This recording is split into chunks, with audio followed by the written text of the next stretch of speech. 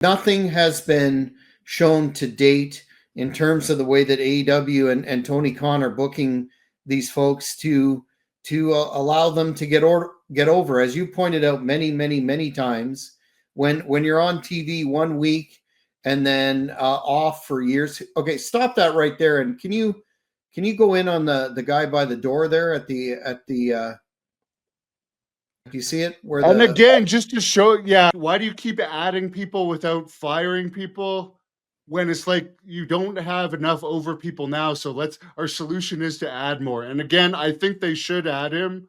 I just think make some cuts, get rid of some fat. And yeah, Jack, you're okay. There you are. Hold on. You're behind Jeremy, who I'll give him this. He has nice biceps. You have a mask on. Yes. In the back. That was actually the first day that I met you because you were from this area and you wanted to help out, and you were a big help that day. You provided the duct tape, speaking of duct tape, for the ropes because there was an issue with the ring ropes. So we duct taped them. That was a very good event, and I know you got bamboozled there in terms of the number that the city told you, and then we were down. That's believe it or not, all of the people that we could get in there because we were told, I think, Hannibal, it was 200, and then right before the show, it was 50. It was 200, then 150, then 100, then 50. They kept changing it. Yeah. But anyway, it was frustrating. And then we negotiated. There is fans in the stands. We were allowed to have 50 on the floor, 50 in the stands. And the stands, you can't see because we didn't shoot them because there's only 50. So in the end, there was 100 total. 50 on the floor, 50 in the stands. But it was frustrating because there's no way. I mean, the insurance alone for this show, because unlike in the US where you don't always need insurance, I think insurance was like even more, I think, because of COVID. I think it was like $700 or $800 for insurance alone. So. It's not cheap to run shows, but this was definitely a highlight. And again, the highlight for me was seeing Bill Velichka brutalized by the Blood Hunter with his jacket ripped. I enjoyed that. That was great. There you go. And Rene Dupree bloody. Let's see if I can look that clip up of me finishing off for Rene. Oh, there we go. Let's stop on that for a minute. Let's see how bloody. There's Alicia again. It's interesting. Rene Dupree likes to strike managers, and he gave me a concussion, which we all know about. But I enjoyed this a lot, actually. That once he met an individual like the Blood Hunter, it was pretty much game over. And this is a very brutal match. I'll tell you a story about this door, by the way. This has a tie-in to New Jack, who I just interviewed Mustafa this week, who I really like Mustafa. I consider him a friend. Great guy. A legitimate friend. You can see I busted the hell out of Rene there. But for this door, why we used a door here is after I did my interview with New Jack, which I didn't know he was about to die, but I had paid him to do an hour and a half interview, and I was expecting your typical New Jack interview, right? But he was just giving like one-word answers, and it only went like 50 minutes. And I got so mad after the interview that I actually punched the door to my office, which is why I had the Doors poster on it. There was a hole in it.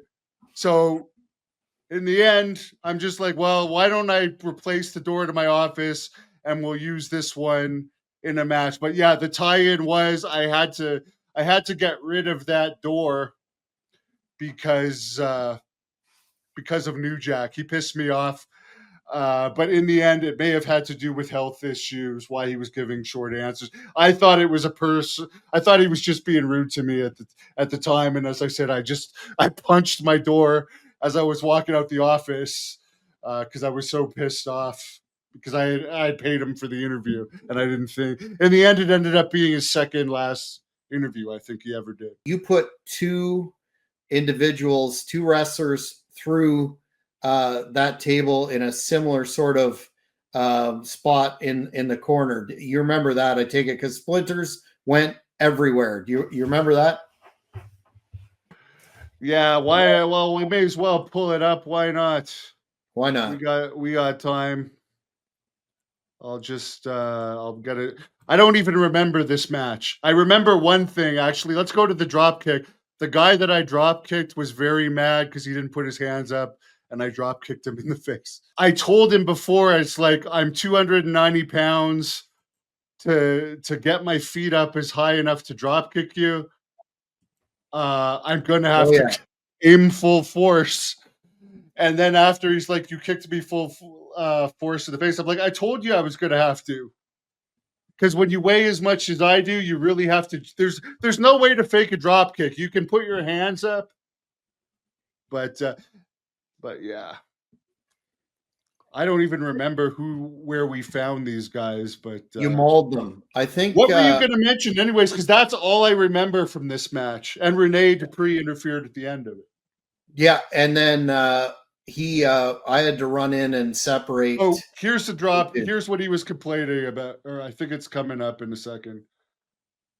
He thought that I. There you go. There you go. That's what he had a problem after, but I'm like, man, what do you want me to do? I think I Yeah, gave him 50. I gave him 50 extra bucks, and well, there you go. you are a benevolent employer. But fans, yeah, look up this show because it's got some very good highlights on it, and I found this to be an excellent handicap squash match. Here's the There table you right go. there. Yeah, yeah. The funny thing is, we just found that stuff. I think at a dumpster outside or something. This is independent wrestling for you guys.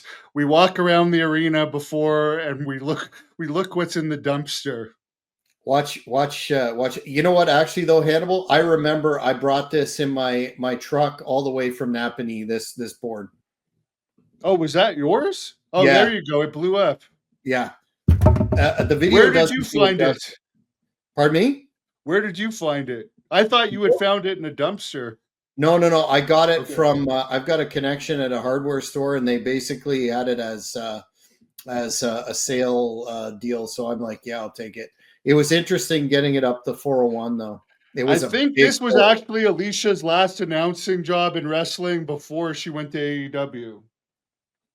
Oh yeah, there were two. That's right. Okay, look at that. Just this is what I remember in the end. Yeah, I kind of forgot that other table, but this part I do remember here.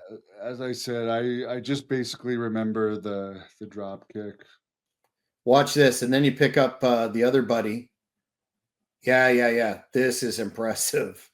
I marked out a little bit on security there. I'm not gonna lie. And there's Jeff Hoover.